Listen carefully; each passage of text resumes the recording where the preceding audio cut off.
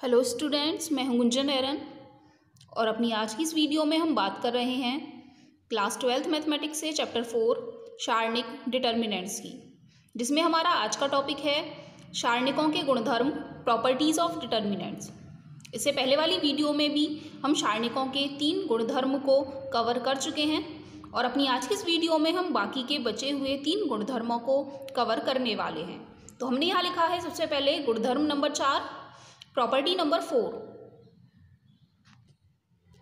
यदि एक सारणिक के किसी एक पंक्ति या स्तंभ के प्रत्येक अवयव को एक अचर k से गुणा कर दिया जाता है तो उस सारणिक का मान भी k से गुणित हो जाता है। यदि हम किसी भी दिए गए सारणिक की केवल एक पंक्ति या एक स्तंभ को गुणा कर देते हैं किसी भी अचर राशि से, तो यदि हम सारणिक का मान ज्ञात करके बताएंगे तो वह भी k से गुणित होकर के ही हमें प्राप्त होगा। तो इस प्रॉपर्टी के बेसिस पे हम कह सकते हैं कि एक सारणिक यदि हमें दिया गया है k a1, k b1, k c1, इसी तरीके से यहाँ a2, b2, c2, a3, b3 और c3 एक सारणिक दिया गया है। तो आप देख रहे हैं यहाँ प्रथम पंक्ति में सभी अवयवों को k से गुणित करके लिखा गया है। तो यदि हम इनका डिटर्मिनेंट निकालना चाहते हैं तो वह बराबर होगा k की गुणा कर लेंगे हम a1, b1, c1, a2, b2, c2, a3, b3, c3 से। तो यदि एक सारणिक की किसी एक पंक्ति के प्रत्येक अवयव को एक अचर राशि से k से गुणा कर दिया जाता है तो उस सारणिक का मान k से गुणित करके हम प्राप्त कर सकते हैं, जबकि यहाँ k से गुणा ना की गई हो।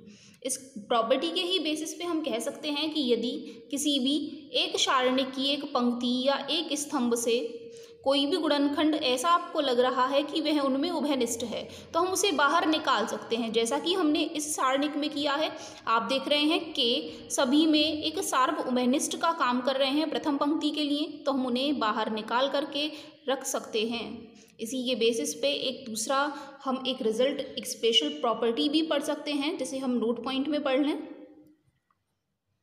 यदि एक सारणी की किन्हीं दो पंक्तियों के संगत अवयव समान अनुपात में दे रखे हैं, मान करके चलिए हम एक सारणिक दे रखा है a1, a2, a3, b1, b2, b3, ka1, ka2 और ka3, इस तरीके से कोई भी सारणिक दे रखा है। तो आप यहाँ देखेंगे यदि कोई भी दो पंक्तियाँ समान अनुपात में हैं, दोनों का आप अनुपात निकालेंगे हमेशा समान ही आएगा। इसी तरीके से यदि यही रिलेशन किन्हीं भी दो स्तंभों के बीच में बैठ रहा है तो उस सारणिक का मान सीधे सीधे हम 0 के बराबर रख सकते हैं। ऐसा क्यों कर सकते हैं?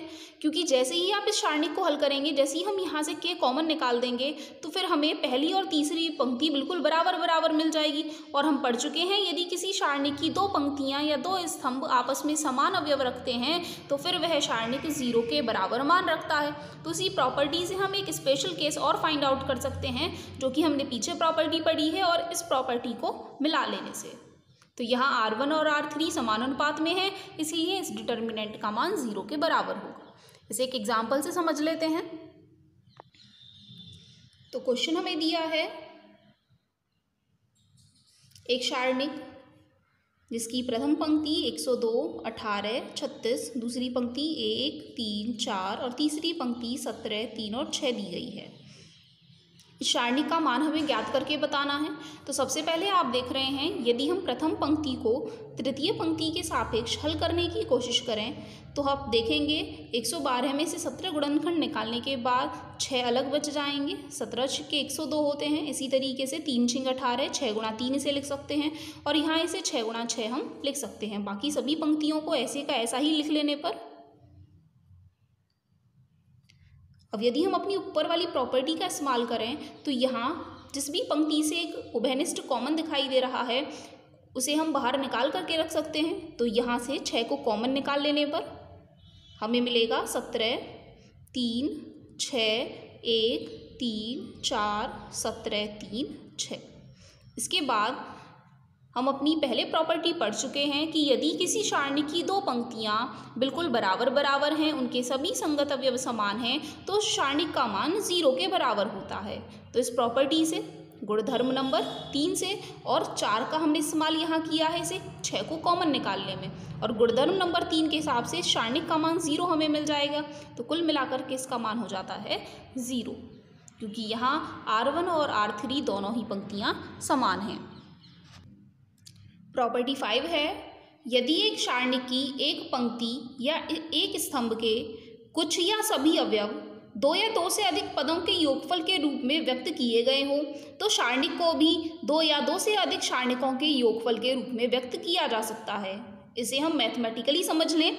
मान करके चलिए हमें एक सारणिक दे रखा है जिसमें पहली पंक्ति दी गई है a1 + λ1, a2 + λ2, a3 + λ3।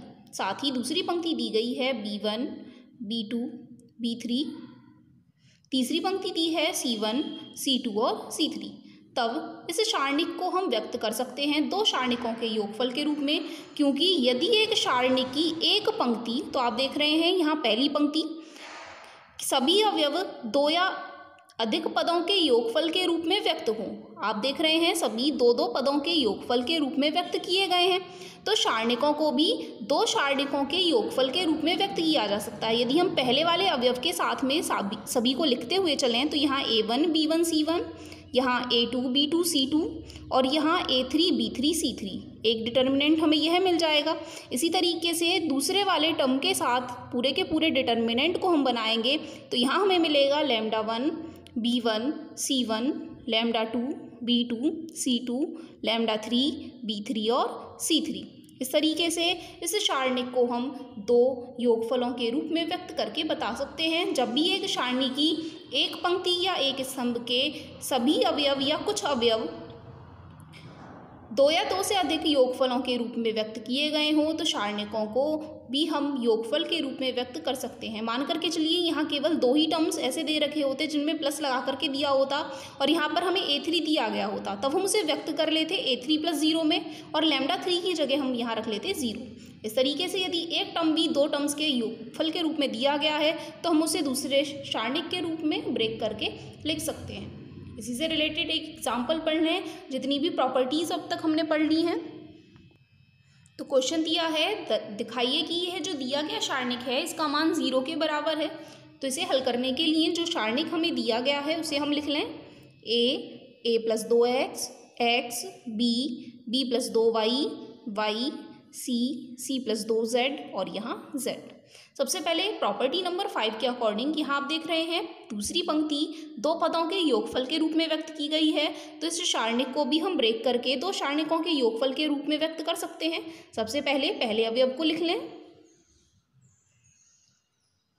और योगफल में दूसरे वाले अवयव के साथ सारणिक बना लेने पर a 2x, x, b 2y, y, c 2z और z, यह मिल जाता है हमें अपना दूसरा सारणिक। इसके बाद आप यहाँ देखेंगे पहली पंक्ति और दूसरी पंक्ति बिल्कुल एक जैसी है, तो गुणधर्म नंबर 3 के हिसाब से यह मान हमें 0 के बराबर मिलेगा।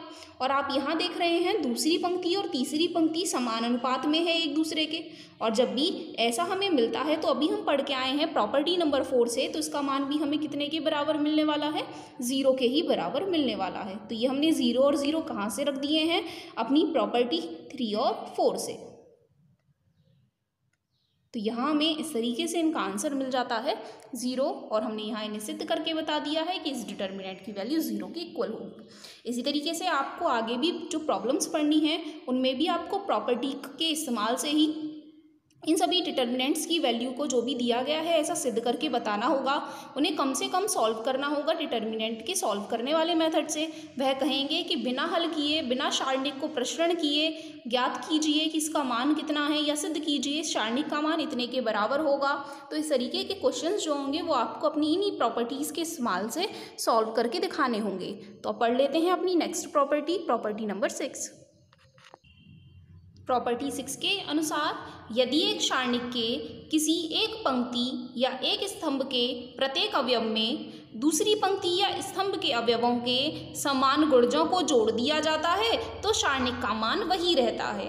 इनके कहने का मतलब है यदि हम अपनी Ri पंक्ति को Ri + k × Rj से जो बता रहे हैं यदि एक सारणिक की किसी पंक्ति Ri को प्रत्येक अवयव में, क्योंकि संगत अवयव के हिसाब से ही हम सारणिक में ऑपरेशन लगाते हैं, दूसरी पंक्ति के संगत अवयवों, दूसरी पंक्ति जो है उनके संगत अवयवों में, जैसे हम पहली पंक्ति के पहले स्तंभ का अवयव ले रहे हैं तो यहाँ पर भी हमें पहले स्तंभ का ही अवयव लेना होगा, दूसरे स्तंभ का ले रहे हैं तो दूसरे स्तंभ का ही अवयव यहाँ वर्क करेगा।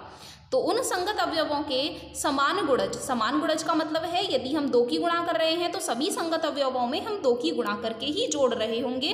के का मान यदि हम 3 ले रहे हैं तो इस पूरे ऑपरेशन में के का मान हमें 3 ही रखना होगा। तो यदि किसी एक पंक्ति को किसी दूसरी पंक्ति के गुणजों में जोड़ करके बदल दिया जाता है तो उस सारणिक का मान वही रहता है, और यही अप्लाई हो जाता है कॉलम के लिए। यदि हम Ci को बदल देते हैं Ci प्लस के गुणा Cj में, यदि हम दिए गए सारणिक पर इन ऑपरेशंस का प्रयोग कर लेते हैं तो सारणिक के मान में कोई भी परिवर्तन नहीं होता है, सारणिक का मान डिटर्मिनेंट की वैल्यू वही मिलने वाली है। इसे हम समझ लेते हैं कैसे हमें अप्लाई करने हैं ऑपरेशंस किसी भी सारणिक पर। यदि हमें एक सारणिक दिया गया है A1, A2, A3, B1, B2, B3, C1, C2 और C3, तब इस सारणिक पर यदि हम संक्रिया लगा रहे हैं कि R1 को हम बदल रहे हैं R1 प्लस के गुणा R3 से, तब इस सारणिक का मान हमें बदल करके कितना मिलेगा। सबसे पहले तो हम केवल पहली पंक्ति पर ऑपरेशन लगा रहे हैं तो केवल हम पहली पंक्ति को ही बदल करके लिखेंगे। संगत अवयव देखेंगे, सबसे पहले R1 का मान है A1 प्लस के गुणा R3 का मान है C1। तो यदि हम A1 को बदल रहे हैं A1 प्लस के गुणा C1 में तो हमें बदल करके मिल गया A1 प्लस के C1 में। सभी संगत अवयवों का यहाँ इस्तेमाल करना है, जैसे इस अवयव को ले रहे हैं हम R1 की जगह पर तो R3 के लिए हमें C1 ही लेना है, ऐसा नहीं है C2 या C3 का इस्तेमाल हम कर रहे हैं। इसी तरीके से दूसरे अवयव के लिए जब हम A2 के लिए मान लगाएंगे तो हमें मिलेगा A2 प्लस के गुणा C2। तीसरे अवयव के लिए A3 प्लस के गुणा C3।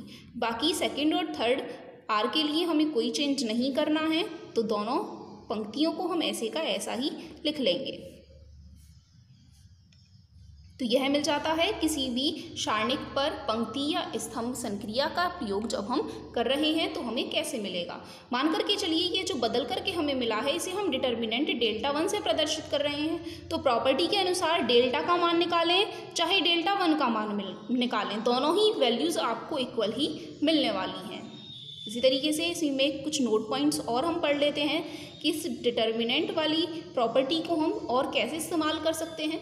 यदि हम किसी भी सारणिक में मान करके चलिए हमें एक सारणिक डेल्टा दे रखा है, उसमें हम ऑपरेशन लगा रहे हैं कि Ri को हम के गुणा Ri से बदल रहे हैं, या फिर हम ऑपरेशन लगा रहे हैं कि Ci को हम बदल रहे हैं के गुणा Ci से।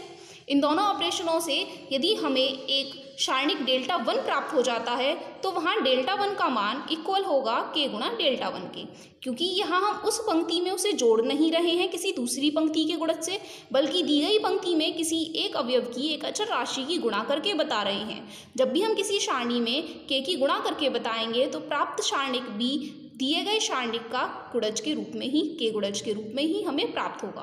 तो इसीलिए जब भी हम इस तरीके के ऑपरेशन किसी भी सारणिक पर लगा रहे हैं, बिना जोड़े उन्हें केवल गुणा करके बता रहे हैं, तो प्राप्त सारणिक का मान भी उतनी ही राशि से गुणा करके हमें प्राप्त हो जाएगा। इसी तरीके से इसमें दूसरा केस है, यदि हम Ri को चेंज कर रहे हैं Ri प्लस के Rj में।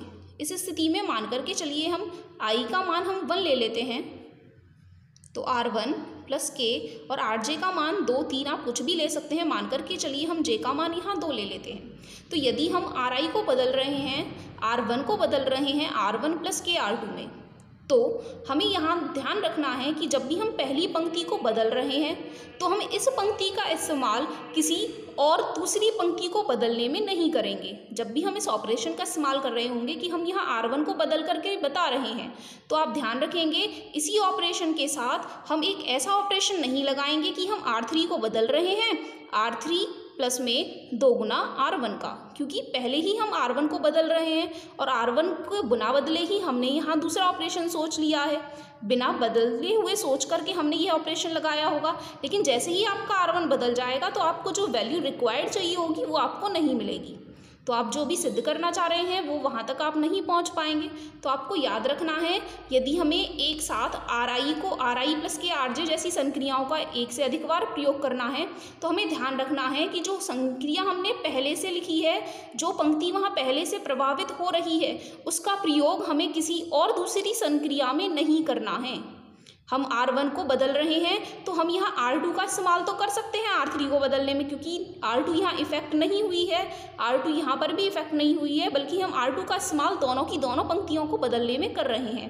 लेकिन ऐसा ना हो जिस पंक्ति को हम बदल रहे हैं उसी का ही इस्तेमाल उसी ऑपरेशन में हम किसी दूसरी पंक्ति को बदलने में करने लगें।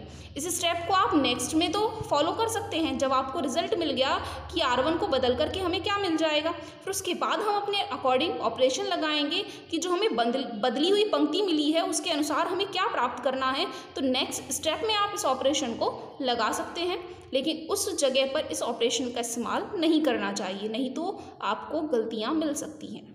तो अपनी आज की इस वीडियो में इतना ही। हमने आज अपनी सारी प्रॉपर्टीज़ को यहाँ कवर किया है। अपनी नेक्स्ट वीडियो में हम बात करेंगे एक्सरसाइज प्रॉब्लम्स और एग्जाम्पल्स की। तो आज के लिए इतना ही। धन्यवाद।